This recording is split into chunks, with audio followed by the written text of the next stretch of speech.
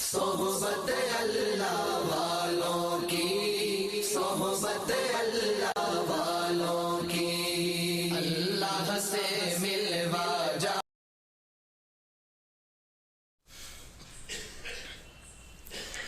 الحمد لله نحمده ونستعينه ونستغفره ونؤمن به ونتوكل عليه ونعوذ بالله من شرور أنفسنا ومن سيئات أعمالنا، من يهده الله فلا مضل له ومن يضلله فلا هادي له، ونشهد أن لا إله إلا الله وحده لا شريك له، ونشهد أن سيدنا ومولانا محمدا عبده ورسوله، وصلى الله تعالى على خير خلقه محمد وعلى آله وأصحابه أجمعين، أما بعد، فأعوذ بالله من الشيطان الرجيم، بسم الله الرحمن الرحيم، إن الذين كفروا لن تغني عنهم أموالهم ولا أولادهم من الله شيئا وأولئك أصحاب النار هم فيها خالدون، مثل ما ينفقون في هذه الحياة الدنيا كمثل ريح فيها سر أصابت حرث قوم ظلموا أنفسهم فأهلكت وما ظلمهم الله ولكن أنفسهم يظلمون، صدق الله العظيم وصدق رسوله النبي الكريم، ونحن على ذلك لمن الشاهدين والشاكرين، والحمد لله رب العالمين۔ الحمدللہ سورہ آل عمران کی تفسیر چل رہی ہے، 115 آیتوں کی تفسیر مکمل ہوئی ہے۔ آج کی مجلس میں میں نے 2 آیتوں کا انتخاب کیا ہے، آیت نمبر 116 اور آیت نمبر 117۔ پیچھے جو باتیں گزر چکی ہیں وہ یہود و نصارہ کے ذلت کے تعلق سے، اور ان کے ایک گناہ جو کہ یہودیوں میں اور عیسائیوں میں بہت زیادہ تھا، نبیوں کو ناحق قتل کرنے کا، اس کے بارے میں بات آئی تھی۔ اور اس کے بعد ایک آیت میں اللہ رب العزت نے یہودیوں اور عیسائیوں کے کچھ لوگوں کو الگ کر دیا تھا کہ تمام کے تمام لوگ برے نہیں ہیں، بلکہ کچھ لوگ ایسے بھی ہیں جو سیدھے راستے پر چلنے والے ہیں، اللہ کے آیتوں کی تلاوت کرنے والے ہیں، راتوں میں سجدہ کرنے والے ہیں، کچھ صفات اللہ نے بیان فرمائے۔ اور اس کے بعد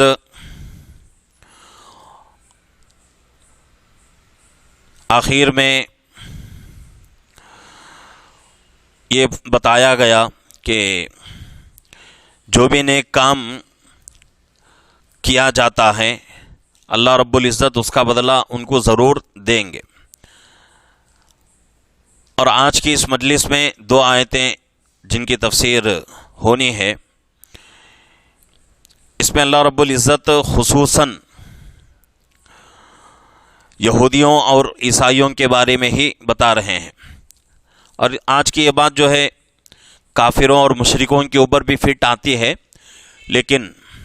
مخاطب جو ہیں وہ عیسائی اور یہودی ہیں۔ پہلی آیت ترجمہ سنتے ہیں، اللہ فرما رہے ہیں، ان الذین کفروا لن تغنی عنہم اموالہم ولا اولادہم من اللہ شیئا واولئک اصحاب النار ہم فیہا خالدون۔ جو لوگ کافر رہے ہرگز ان کے کام نہ آئے گے، ان کے مال اور نہ ان کی اولاد اللہ کے یہاں کچھ بھی، وہ اولئک اصحاب النار، وہ لوگ دوزخ والے ہیں، ہم فیہا خالدون، ہمیشہ اسی میں رہیں گے۔ دوسری آیت، مثل ما ينفقون في هذه الحياة الدنيا كمثل ريح فيها سر أصابت حرث قوم ظلموا أنفسهم فأهلكت۔ وہ جو کچھ خرچ کرتے ہیں اس دنیاوی زندگانی میں، اس کی حالت اس طرح ہے، مثال اس کی ایسی ہے کہ ایک ہوا جس میں تیز سردی ہو، وہ لگ جاوے ایسے لوگوں کی کھیتی کو جنہوں نے اپنا نقصان کر رکھا ہو، پس وہ اس کو برباد کر ڈالے۔ وما ظلمهم اللہ ولکن انفسهم یظلمون، اور اللہ تعالیٰ نے ان پر ظلم نہیں کیا لیکن وہ خود ہی اپنے اوپر ظلم کرنے والے ہیں، اپنے ذات کو نقصان پہنچانے والے ہیں۔ یہ 2 آیتوں کا ترجمہ ہوا۔ اس کی تفسیر، ان آیتوں میں اللہ رب العزت جو ہے یہودیوں اور عیسائیوں کو مخاطب کر رہے ہیں کہ بھئی جو لوگ بھی کفر اختیار کرتے ہیں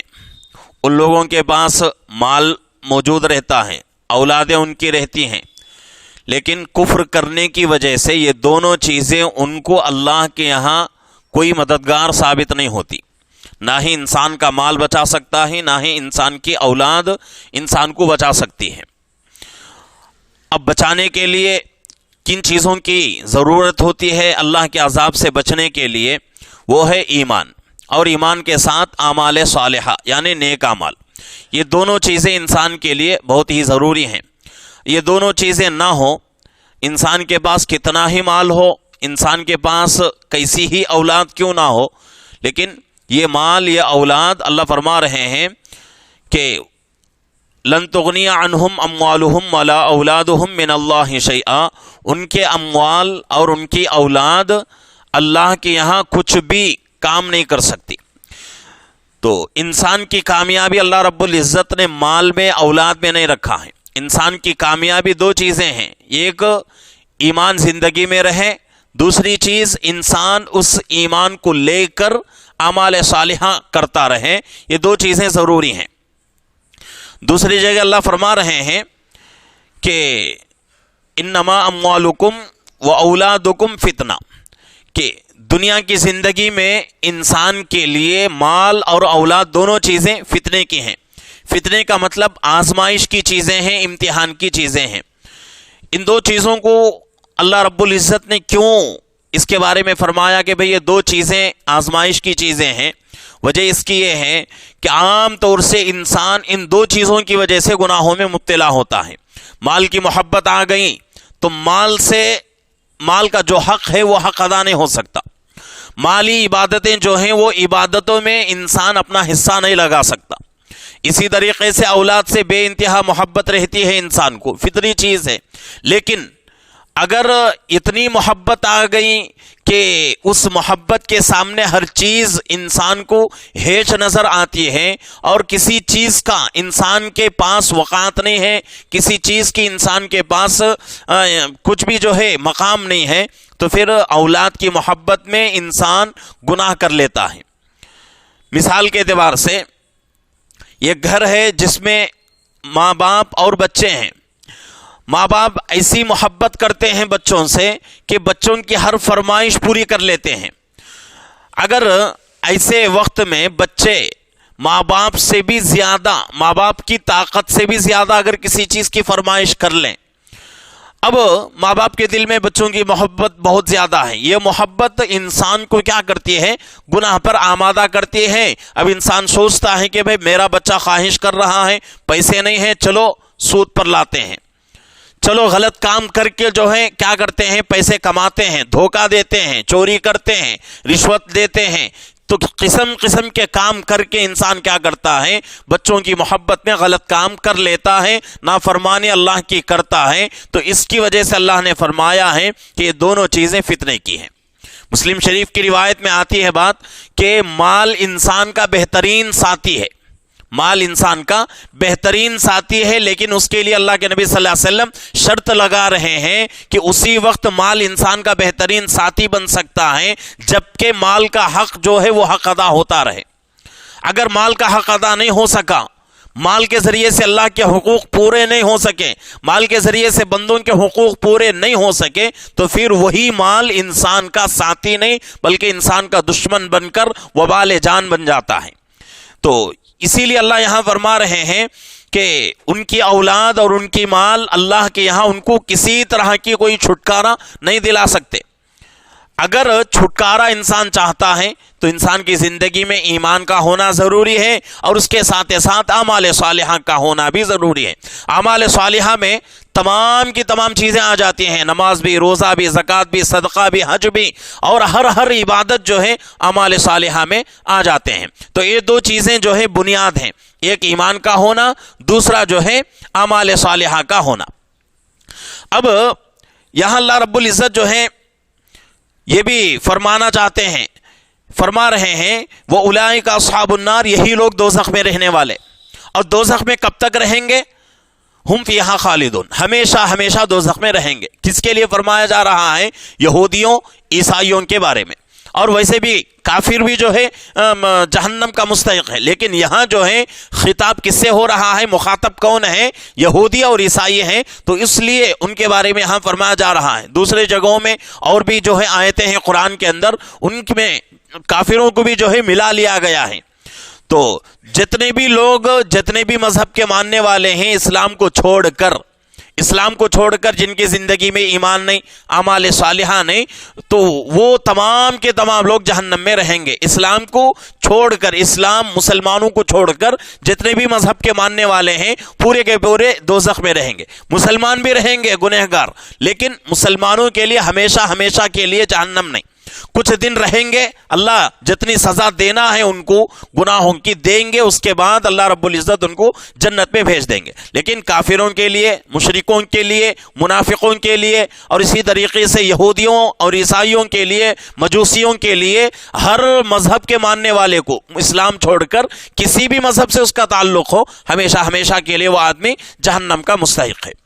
دوسرے آیت میں فرمایا جا رہا ہے مثل ما ينفقون في هذه الحياة الدنيا كمثل ريح فيها سر أصابت حرث قوم ظلموا أنفسهم فأهلكت وما ظلمهم الله ولكن أنفسهم يظلمون۔ وہ جو کچھ خرچ کرتے ہیں اس دنیاوی زندگی میں، اس کی حالت کمثل ریح فیہا سر اصابت حرث قوم ظلموا انفسهم فاہلکت، مثال دے کے اللہ فرما رہے ہیں ان کا خرچ کرنا، اس کی مثال کیسی ہے کہ بھئی ایک آدمی جو ہے بہت محنت کر کے کھیتی میں جو ہے کھیتی باڑی کر کے کھیت کو جو ہے اچھے حالت میں لا کر کھڑا کیا، اور کھیت میں جو ہے فصل بھی اچھی آ گئی، غلہ نکل آ گیا، اور اناج نکل کر اس کی جو ہے شاخیں اور کھیتی کی جو ہریالی ہے وہ خوب جو ہے لہلہا رہی ہے۔ ایسے وقت میں ٹھنڈی ہوا آ کر، سردی والی ہوا آ کر جس طرح کھیتی کو برباد کر دیتی ہے، اسی طریقے سے وہ لوگ جو یہودی ہیں، عیسائی ہیں، اور ان کے علاوہ جتنے بھی مذہب کے ماننے والے ہیں، ان تمام لوگوں کا مال کا خرچ کرنا آخرت میں کچھ فائدہ نہیں دے گا۔ ان کا دنیا میں مال کا خرچ کرنا آخرت میں ایسا ہی ہے جیسا کہ ایک آدمی خوب محنت کر کے اپنی کھیتی کو جو ہے مضبوط کر لیا، کھیتی آ گئی، فصل نکل گئی، اور ایک دم جو ہے ٹھنڈی ہوا آ کر اس کھیتی کو برباد کر دیتی ہے، ایسے ہی ان کا پورا جو ہے کیا کرایا برباد ہو جائے گا۔ دنیا میں کچھ نہ کچھ اللہ رب العزت ان کو دے دیں گے، دنیا میں ان کی روزی میں برکت ہو جائے گی، اور ان کے چھوٹے موٹے کام اللہ جو ہے کرا دیں گے، لیکن آخرت میں ان کا کچھ بھی بدلہ نہیں۔ اور یہ بنیادی بات ہے، ہم جانتے بھی ہیں کہ ایمان کے بغیر ہمارا کوئی عمل اللہ کے یہاں قابل قبول نہیں۔ اگر کوئی عمل اللہ کے یہاں قبول ہونا ہے تو پھر ہمارے اندر ایمان کا ہونا ضروری ہے۔ اس سے پہلے بھی میں نے کہا تھا کہ مجلس کے تفسیر کی مجلس میں ہی یہ بات آئی تھی کہ رمضان کے مبارک مہینے میں بہت سارے ہندو لوگ جو ہے ہمارے ساتھ روزے میں شامل ہو جاتے ہیں، روزہ رکھتے ہیں، روزہ رکھ کر ہمارے ساتھ جو ہے نمازیں بھی پڑھتے ہیں، ہمارے ساتھ افطار بھی کرتے رہتے ہیں بہت سارے ہندو لوگ، لیکن ان کا یہ کام کرنا آخرت میں ان کو کچھ فائدہ نہیں دے گا۔ یہ مسلم بات ہے، قرآن کا فیصلہ ہے۔ اگر وہ لوگ جو بھی نیک کام کر رہے ہیں ایمان کے ساتھ ساتھ کریں گے تو آخرت میں ان کا بدلہ ملے گا، لیکن ایمان نہیں ہے، کفر کی حالت میں رہ کر پوری زندگی بھی روزے رکھتے رہیں، پوری زندگی نمازیں پڑھتے رہیں، اور اپنا پورا مال اللہ کے لیے صدقہ کر دیں، خیرات کر دیں، تب بھی جو ہے آخرت میں ان کا کچھ بھی حصہ نہیں رہے گا۔ تو اسی لیے اللہ فرما رہے ہیں کہ وہ لوگ جو یہودی ہیں، عیسائی ہیں، جو مال خرچ کرتے ہیں، ویسے تو بہت سارے لوگ، بہت سارے عیسائی ہیں، یہودی ہیں، کام کرتے رہتے ہیں، اسکول چلاتے ہیں، ہاسپٹل چلاتے ہیں، اور بھی بہت کام کرتے رہتے ہیں، لیکن ان کا یہ کام کرنا اور اپنے مال کو اللہ کے لیے خرچ کرنا، بندوں کے اوپر لٹانا، یہ ان کو آخرت کے عذاب سے بچانے والا نہیں۔ آخرت کا عذاب کیسے، آخرت کے عذاب سے انسان بچ سکتا ہے؟ بنیادی چیز ایمان کا ہونا ضروری ہے۔ ایمان کے بغیر کوئی عمل اللہ کے ہاں قبول نہیں ہو سکتا۔ تو اسی لیے اللہ فرما رہے ہیں کہ بھئی مثال دے کے اللہ سمجھا رہے ہیں کہ وہ لوگ جو یہودی ہیں عیسائی ہیں مال خرچ کرتے رہتے ہیں، ان کی مثال کیسی ہے کہ بھئی یہ کھیتی باڑی کرنے والا اپنے کھیت میں ہل جوت کر اپنی کھیت میں جو ہے بہت محنت کر کے کھیت کی فصل کو اگا لیا، اگانے کے بعد کمثل ریح فیہا سر اصابت حرث قوم ظلموا انفسهم فاہلکت، پوری کھیت جو ہے تیار ہو چکی، فصل بالکل تیار ہے، اب کٹنا باقی ہے فصل، تو ایسے وقت میں جب آندھی آتی ہے، جب تیز ہوا چلتی ہے اور وہ تیز ہوا میں سردی آ جاتی ہے تو پورے کھیت کو جو ہے برباد کر دیتی ہے۔ اسی لیے جب ہمارے یہاں بھی جب فصل لگ جاتی ہے، فصل اب کٹنے والی ہوتی ہے، اس وقت اگر ہوا چلنے لگے یا پھر جو ہے بارش ہونے لگے تو پھر جتنے بھی کاشتکاری کرنے والے ہیں اور جتنے بھی جو ہے زراعت کا کام کرنے والے ہیں، تمام لوگ جو ہے ایک غم میں مبتلا ہو جاتے ہیں کہ بھئی ہمارا سب جو ہے کیا کرایا برباد ہو رہا ہے، ہمارے آنکھوں کے سامنے ہماری فصل جو ہے برباد ہو رہی ہے۔ وہ لوگ اس وقت بہت تکلیف ہوتی ہے ان لوگوں کو۔ تو اسی طریقے سے اس آدمی کی بھی حالت ہے جو ایمان کے بغیر دنیا میں مال خرچ کرتا ہے۔ آگے اللہ فرما رہے ہیں وَمَا ظَلَمَهُمُ اللَّهُ وَلَكِنْ أَنفُسَهُمْ يَظْلِمُونَ، اور یہ لوگ اپنے اوپر ظلم کرتے ہیں، یہ لوگ اپنے اوپر ظلم کرتے ہیں۔ اپنے اوپر ظلم کا کیا مطلب؟ کہ ایمان نہیں لاتے، حالانکہ ان لوگوں کے پاس بھی جو ہے آسمانی کتاب موجود ہے،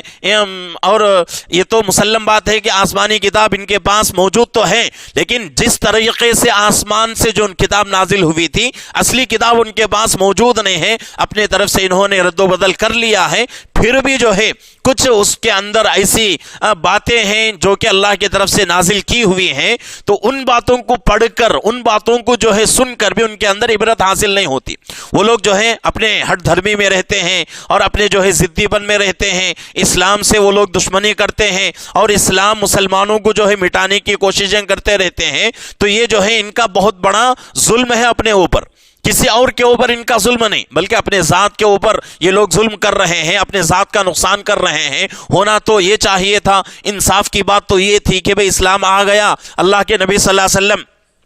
دنیا میں مبعوث ہو گئے، ایمان جو ہے اللہ نے دے دیا ہے، تو پھر جو ہے تمام چیزوں کو چھوڑ کر، اپنا مذہب چھوڑ کر اسلام میں آ جائے۔ لیکن یہ لوگ ایسا نہیں کرتے، جیسا کہ اس سے پہلے بات آئی تھی کہ اللہ کے نبی صلی اللہ علیہ وسلم اور صحابہ ہجرت کر کے مدینے کو آئے، مدینے کو آتے ہی فوراً اسلام کے بارے میں معلوم ہوئی بات یہودیوں کو، تو سب سے پہلے حضرت عبداللہ ابن سلام رضی اللہ عنہ کیا ہوئے؟ فوراً جو ہے اسلام میں آ گئے۔ یہودیوں کے بڑے عالم تھے۔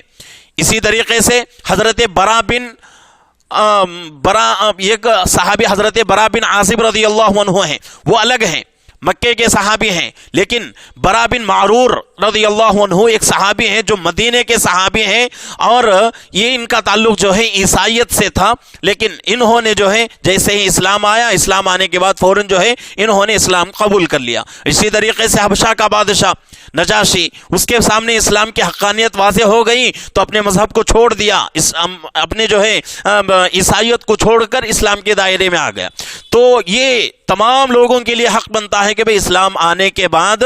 اپنے مذہب کو چھوڑ دیں، چھوڑ کر کیا کر لیں؟ اسلام کے دائرے میں آ جائیں، اسلام قبول کر لیں، اور انسان کے لیے یہی حق ہے، انسان کے لیے یہی فرض ہے کہ اسلام کے آنے کے بعد اب کوئی مذہب اللہ کے یہاں نہیں چل سکتا۔ اسلام ہی ایک ایسا واحد مذہب ہے جو قیامت تک کے لیے اللہ رب العزت نے اس کو قائم کر دیا ہے۔ اليوم اکملت لکم دینکم واتممت علیکم نعمتی ورضیت لکم الاسلام دینا۔ اے نبی صلی اللہ علیہ وسلم، ہم نے آپ کے لیے، آپ کی امت کے لیے اسلام کو دین بتا کر، شریعت سمجھ کر ہم نے جو ہے آپ کے لیے، آپ کی امت کے لیے ایک بہت بڑی نعمت عطا فرمائی ہے، تو یہ ہماری طرف سے تمہیں جو ہے قیامت تک کے لیے یہ ہمارا فیصلہ ہے۔ تو اسلام جو ہے کسی ایک زمانے کے لیے، کسی ایک جو ہے دور کے لیے نہیں، بلکہ قیامت کے صبح تک اسلام چلے گا۔ اسلام کے علاوہ کوئی دوسرا مذہب اللہ کے ہاں قبول نہیں ہو سکتا۔ تو یہاں اللہ اسی بات کا جو ہے اشارہ کر رہے ہیں کہ جو لوگ دنیا میں رہ کر اسلام قبول نہیں کرتے بلکہ دوسرے مذہبوں میں رہ کر زندگی گزارتے ہیں، تو وہ لوگ خود اپنے اوپر ظلم کر رہے ہیں۔ ولیکن انفسہم یظلمون، وہ لوگ اپنے ساتھ پر ظلم کر رہے ہیں، کوئی ان کے اوپر ظلم نہیں کر رہا ہے۔ اللہ ہرگز کسی آدمی کے اوپر ظلم نہیں کرتے، اسی لیے انسان کو اللہ نے اختیار دیا ہے۔ انسان کے علاوہ جو مخلوقات ہیں، جیسا کہ سورج جو کہ پوری دنیا کو روشنی دیتا ہے، چاند جو کہ رات میں چمکتا رہتا ہے، ستارے جس کی وجہ سے بہت بڑا علم لوگ حاصل کرتے ہیں، یہ تمام کی مخلوقات جو ہیں، یہ تمام مخلوقات بالکل اللہ کے جو ہے فیصلے پر راضی ہو کر قیامت تک کے لیے تیار ہو چکے ہیں، اور یہ جو ہے مجبور ہیں۔ اللہ نے ان کو اختیار نہیں دیا کہ بھئی چاہو تو کام کرو، چاہو تو چھوڑ دو، اللہ نے اختیار نہیں دیا، مجبور کر دیا اللہ نے، کرنا ہے تو کرنا ہے قیامت کے صبح تک۔ لیکن اللہ نے انسان کو اختیار دیا ہے، کل صبح انسان کو جو ہے قیامت کے دن یہ کہنے کا موقع نہ ملے کہ اللہ نے مجھے مجبور کر دیا تھا، اس لیے میں جو ہے نیک کام نہیں کر سکا، یہ موقع اللہ بندے کو بولنے کا نہ ملے، اس لیے اللہ رب العزت نے تمام انسانوں کو جو ہے ایک ہی طریقے سے اختیار دے دیا ہے، چاہو تو اچھے کام کرو، چاہے تو برے کام کرو، چاہے تو اسلام کے دائرے میں رہو، چاہے تو اب دوسرے جو ہے مذہب میں چلے جاؤ، تمہاری مرضی، لیکن دنیا کی زندگی ختم ہو جائے گی، جب ہمارے پاس تم آؤ گے تو ہم تمہاری پوری زندگی کا حساب لیں گے، اس وقت تم کو بہترین مزہ ہم چکھائیں گے۔ تو جو لوگ اسلام کو چھوڑ کر اور مذہب میں رہتے ہیں ان کے بارے میں یہاں فرمایا جا رہا ہے وَلَكِنْ أَنفُسَهُمْ يَظْلِمُونَ، کہ وہ لوگ کسی دوسروں کا نقصان نہیں کرتے بلکہ اپنا ہی نقصان وہ لوگ کر رہے ہیں۔ انصاف تو یہی ہے کہ دوسرا تمام مذاہب کو چھوڑ کر اسلام کو اختیار کر لیں، اسلام کے دائرے میں آ جائیں اور اسلام کی حقانیت کو سمجھ کر اس میں جو ہے زندگی گزارنے کی کوشش کریں۔ آج کل ہمارے ملک میں بہت سارے لوگ اسلام کی حقانیت کو پہچانتے ہیں، عیسائی لوگ بھی ہیں، بڑے بڑے پادری ہمارے جو ہے جمعیت علماء کے بہت بڑے اسٹیجوں کے اوپر آتے ہیں۔ جمعیت علماء ہم میں سے بہت سارے لوگ جو ہے جانتے نہیں ہیں، جمعیت علماء ایسی ایک تنظیم ہے کہ یہ تنظیم اور یہ جمعیت، یہ جماعت جو ہے نہ ہی کسی کا مذہب دیکھتی ہے، نہ ہی کسی کا دین دیکھتی ہے، دنیاوی اعتبار سے ہر مذہب کا یہ ساتھ دیتی ہے، جس کے اوپر ظلم ہوتا ہے اس کا ساتھ دیتی ہے۔ تو جمعیت علماء کے بڑے بڑے جو ہیں جلسے ہوتے ہیں، لاکھوں کا مجمع ہوتا ہے، اور خصوصاً دلی میں جب یہ اس کا جو ہے جمعیت کا جلسہ ہوتا ہے، رام لیلا میدان بہت بڑا میدان ہے، وہ میدان جب یہ جلسہ جو ہے جمعیت علماء کرتی ہیں تو پورا میدان جو ہے بھر جاتا ہے۔ تو اتنے بڑے جو ہے جلسے ہوتے ہیں، اتنے بڑے جلسوں میں ہمارے اکابر جو ہے پنڈتوں کو بلاتے ہیں، عیسائیوں کو بلاتے ہیں، تو تمام مذہب کے لوگوں کو، بدھسٹ کو بلا کر جو ہے اپنے اسٹیج پر بلا کر ان سے جو ہے بیانات کراتے ہیں۔ حالانکہ ان لوگوں کو معلوم ہے کہ اسلام سچا مذہب ہے، اسلام کی حقانیت وہ لوگ جانتے ہیں، لیکن پھر بھی ان کو توفیق نہیں ہوتی، وہ لوگ جو ہے اسلام کے دائرے میں نہیں آتے۔ تو یہ جو ہے جتنا بھی ہم یہ لوگ جو ہے کام کرتے رہیں، ان کا کام کرنے کا فائدہ دنیا کے حد تک، لیکن آخرت میں ان کا کچھ بھی فائدہ نہیں رہے گا اور کچھ بھی اللہ کی طرف سے ان کو بدلہ نہیں دیا جائے گا۔ تو یہ جو ہے اسلام کی حقانیت ہے، اسلام جو ہے بہترین مذہب ہے۔ ہم اللہ کا شکر ادا کرنا چاہیے ہم لوگوں کو کہ اللہ رب العزت نے تمام برائیوں سے بچا کر اللہ نے ہمیں اسلام جیسا دین عطا فرمایا، اسلام جیسا مذہب عطا فرمایا۔ اس کے اوپر ہم پوری زندگی اللہ کا شکر ادا کریں تب بھی اس نعمت کا شکر ادا نہیں ہو سکتا۔ اتنا بہترین مذہب اللہ نے ہمیں دیا ہے، ایسا مذہب ہمارا ہے کہ ابھی جو ہے عصر کے بعد ایک ساتھی میرے پاس آئے تھے، تو